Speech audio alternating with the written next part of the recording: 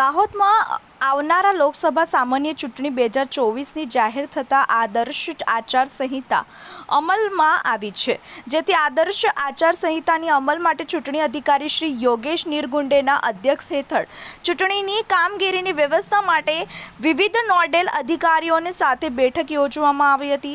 આ બેઠક દરમિયાન કલેક્ટર તેમજ ચૂંટણી અધિકારી શ્રી યોગેશ નિરગુંડેએ તમામ નોડલ અધિકારીશ્રીઓને સંબોધતા જણાવ્યું હતું કે ભારતના ચૂંટણી પંચ દ્વારા લોકસભા ચૂંટણી જાહેરનામું બહાર પાડવામાં આવ્યું છે, ત્યારે સોશિયલ મીડિયા અથવા કોઈપણ પ્રકારે ફેલાવવામાં આવતા ફેક ન્યૂઝ તેમજ આચારસંહિતાનો ભંગ કરતી જાણકારી મળે તો તાત્કાલિકપણે જાણ કરવાની જવાબદારી આપણે લેવાની છે।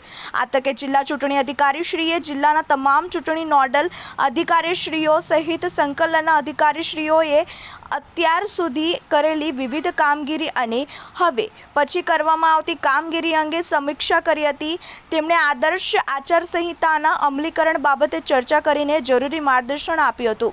બેઠકમાં સરકારી અને જાહેર મિલકતો ઉપર કોઈપણ પ્રકારના પોસ્ટર્સ કે જાહેર ખબર લાગેલી હોય તેને હટાવવાની કામગીરી, જાહેરાતો, હોર્ડિંગ્સ વગેરે દૂર કરવાની કામગીરી, એમસી આદર્શ આચારસંહિતાની અમલવારી થાય તેનું સુનિશ્ચિત કરવા તથા સોશિયલ મીડિયા પર ફેક ન્યૂઝ ન ફેલાય તેની તકેદારી રાખવા સહિતની ચર્ચા કરી હતી।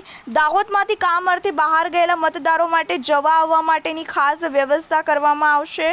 મત કેન્દ્રો ખાતે મતદારોને કોઈપણ પ્રકારની પ્રાથમિક જરૂરિયાતની અવગણતા ન પડે તેની સંબંધિત અધિકારીએ તકેદારી રાખવી પડશે। એ સાથે મતદાન દિવસે દિવ્યાંગ મતદારો, વૃદ્ધો અને મહિલા મતદારો માટે પણ વિશેષ વ્યવસ્થા કરવા ચૂંટણી અધિકારી અને જિલ્લા કલેક્ટર શ્રી યોગેશ નિરગુંડેએ જણાવ્યું હતું। સમગ્ર દાહોદ જિલ્લામાં લોકસભા ચૂંટણી મુક્ત, ન્યાયી અને શાંતિપૂર્ણ વાતાવરણમાં યોજાય અને કોઈપણ પ્રકારની અવગણતા ન સર્જાય તેમજ આચારસંહિતાનો અમલ અસરકારક રીતે થાય એ માટે વિવિધ જગ્યાઓ તેમજ વ્યવસ્થાના ભાગરૂપે 19 નોડલ અધિકારીશ્રીઓની નિમણૂક કરવામાં આવી છે।